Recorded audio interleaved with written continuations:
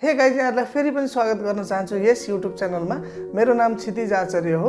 आजको भिडियोमा रहेर चाहिँ हामी अडियो एडिटिङको विषयमा कुरा गर्दैछौँ। अडियो एडिटिङ कसरी गर्न सकिन्छ स्मार्टफोनमा भनेर आजको भिडियोमा म यहाँहरूलाई प्र्याक्टिकली नै देखाउने छु।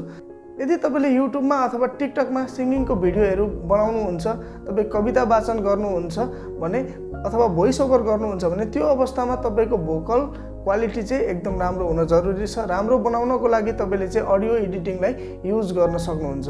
हामी सिम्पल आफ्नो स्मार्टफोनबाट कसरी अडियो एडिटिङ गर्न सक्छौं भन्ने विषयमा रहेर भिडियो कम्प्लिट बनाउने छौं। यो भिडियोलाई सुरुदेखि अन्त्यसम्म हेर्दिनुहोस्। सबैभन्दा सुरुमा चाहिँ तपाईले आफ्नो स्मार्टफोनमा रहेको गुगल प्ले स्टोरबाट चाहिँ लेक्सिस अडियो एडिटर भन्ने एप्लिकेसनलाई डाउनलोड गर्नुपर्ने हुन्छ। मैले अगाडि नै डाउनलोड गरिसकेको छु। एप्लिकेसनको होम स्क्रिन चाहिँ यसरी देखाउँछ। तपाईले चाहिँ यो एप्लिकेसनमा यही एप्लिकेसन भित्रै रहेर पनि तपाईले चाहिँ अडियो रेकर्ड गर्न सक्नुहुन्छ अथवा बाहिरबाट रेकर्ड गरेको एक्सटर्नल सोर्सबाट रेकर्ड गरेको अडियोलाई इम्पोर्ट पनि गर्न सक्नुहुन्छ।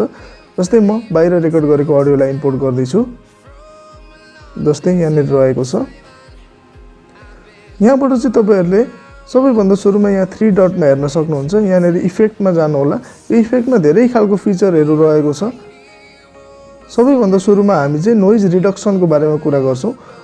नोइज रिडक्सनले चाहिँ तपाईको अडियो रेकर्डिङ सँगसँगै रेकर्ड भएको ती ब्याकग्राउन्ड नोइजहरुलाई पनि रिमुभ गर्ने काम गर्छ। यसले चाहिँ तपाईले यहाँ प्ले गर्दै सुन्दै यहाँबाट कतिको मिलाउँदा ठीक हुन्छ आफ्नो हिसाबले चाहिँ एडजस्ट गर्न सक्नुहुन्छ। त्यसपछि तपाईहरुले देख्न सक्नुहुन्छ यहाँ नर्मलाइज भन्ने अप्सन्स रहेको छ।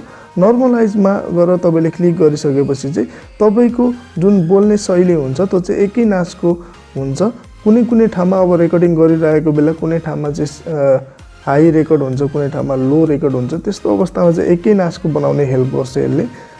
त्यसपछि तपाई यहाँ पिचमा चेन्ज पिचमा जान सक्नुहुन्छ। यो चेन्ज पिचले चाहिँ तपाईको भोइस चाहिँ अलि तीखो टाइपको छ भने अलिकति बोल्ड बनाउन पनि सक्नुहुन्छ। जस्तै यहाँ प्ले गरेर हेर्न सकिन्छ। जस्तै 0 मा यस्तो रहेको छ। अब अलिकति पिच बनाउन पनि सकिन्छ, यहाँबाट बोल्ड बनाउन पनि सकिन्छ। तपाईले चाहिँ आफ्नो हिसाबले एडजस्ट गर्न सक्नुहुन्छ यसलाई। त्यसपछि तपाईहरुले यहाँ देख्न सक्नुहुन्छ चेन्ज टेम्पो भनेर दिएको छ।